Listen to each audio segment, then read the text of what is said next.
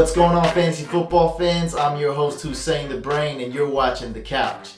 I have 75 waiver pickups for you guys in week 3, so let's jump right into it.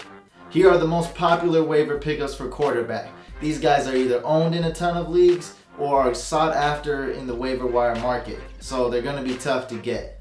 I'm not going to go over each guy in detail, but if you own Roethlisberger, he's worth a drop for Jay Cutler, Schaub, Bradford, or Rivers.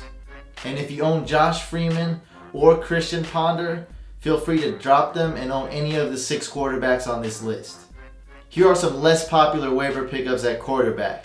Now feel free to pause the video if you need to see the list a little longer. I own Roethlisberger in a league as a backup, and I'm pretty disappointed, but I'm going to wait it out. I'm going to see how he does when his favorite target, Heath Miller, returns and when Le'Veon Bell is healthy.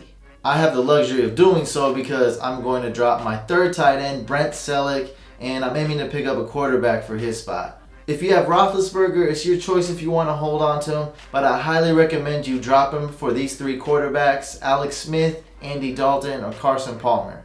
I believe E.J. Manuel is better than Josh Freeman, and Ryan Tannehill is better than Christian Ponder.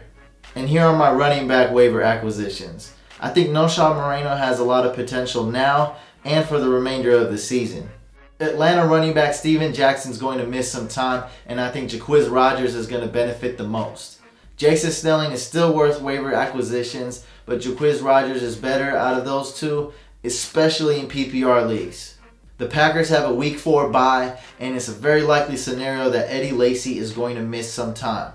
James Starks is definitely worth a waiver pickup, especially this year when running backs are so scarce. Chris Ivory's stock is going down on the Jets, and Bilal Powell's stock is going up. He's worth a waiver acquisition. The Chargers utilize Danny Woodhead a lot in week 2. He should be picked up in almost every PPR format. Ray Rice seemed to suffer a very minor injury, but if you own Ray Rice and Bernard Pierce is somehow still on the waivers, don't hesitate and pick him up right away. He is the handcuff to get. And make sure you guys consider these other running backs, as it's always good to have depth at RB. You really can't have too many running backs in fantasy football. I separated the wide receivers into 3 tiers. Now Eddie Royal is going to be near impossible to pick up. He gets a ton of red zone targets, and he's a good pickup. Rivers is playing better as well. Kenny Britt's stock is going down. Kendall Wright's stock is rising up. Doug Baldwin may very well be the best Seattle receiver in fantasy, so he's worth a look at.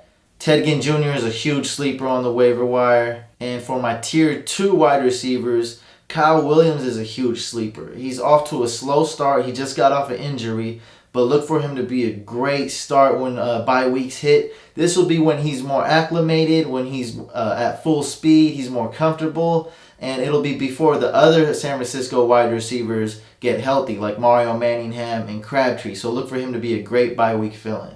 Now my number 1 tight end waiver wire acquisition is Heath Miller. Roethlisberger is dying to have this guy back. It's his favorite target to throw to, and he should be back real soon here. Look for him to have a huge year once he's healthy. Charles Clay on the Miami Dolphins is a sleeper, and Kellen Winslow, he had a bad week too, but I see Geno Smith looking to him again in the future. Over there in Houston, Matt Schaub is playing well, and they utilize the tight ends a lot. There's enough targets to go around for Owen Daniels and Garrett Graham. I decided to get a little creative here on my last 2 tight ends. If you're a Jimmy Graham owner or a Vernon Davis owner and you're in a deep league, you may want to consider getting an insurance policy on those guys and handcuffing them with either Benjamin Watson or Vance McDonald. And here are my kickers and team defenses to pick up for week 3. Nick Novak off the Chargers, Jay Philly off the Cardinals, and Rob Baronis off the Titans.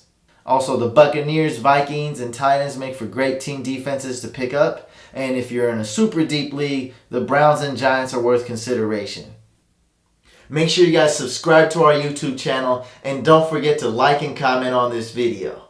Next week, I'll answer some of the Twitter questions we have, and hit us up on Twitter with your fantasy football questions @FantasyCouch. I'll see you guys next week.